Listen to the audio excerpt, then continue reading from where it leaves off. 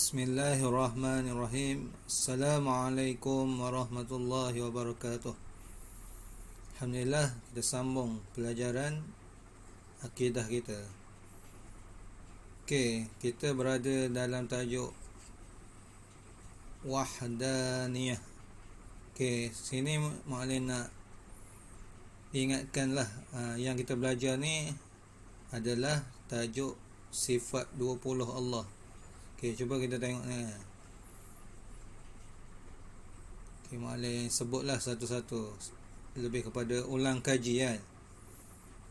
Allahu wujud kidam baqa mukhalafatuhu lil hawadisi qiyamuhu bi nafsihi wahdaniyah qudrah iradah ilmun hayyah sama' basar kalam qadiran muridan aliman hayyan sami'an basiran mutakalliman.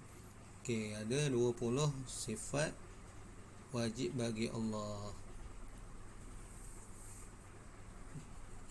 Seterusnya kita sambunglah kepada tajuk kesan beriman dengan sifat wahdaniyah. Kesan beriman ni lebih kepada perkara yang baik lah, benda yang baik. Apa akan jadi kalau kita beriman dengan sifat wahdaniyah?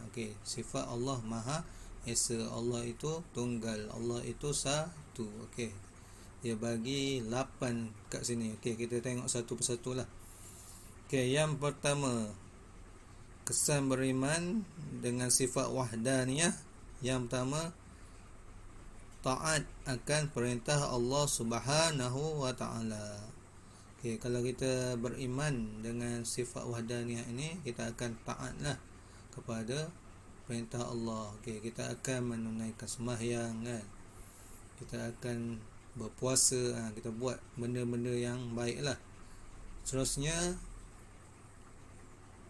tidak sesekali menyekutukan Allah Subhanahu wa ta'ala. Kalau kita beriman dengan sifat Allah Maha Esa ni, kita akan berimanlah dengan Allah Kalau kita tengok orang-orang Cina orang India, sebab tak beriman kepada Allah, mereka boleh menyembah patung yang kamu tengoklah, ada yang sembah binatang tu sebab mereka tidak beriman dengan sifat wahdaniyah Allah ni.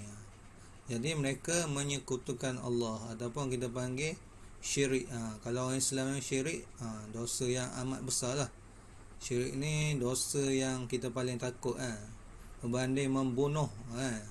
Dosa syirik lebih besar, minta kita dijauhkan.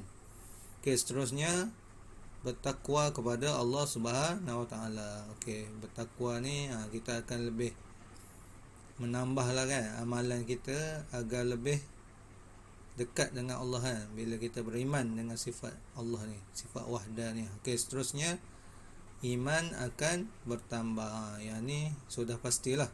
Bila kita buat ibadah kita banyak buat perkara kebaikan, banyak mengaji, banyak berpuasa, iman kita akan bertambah. Seterusnya, teguh dan kukuh iman.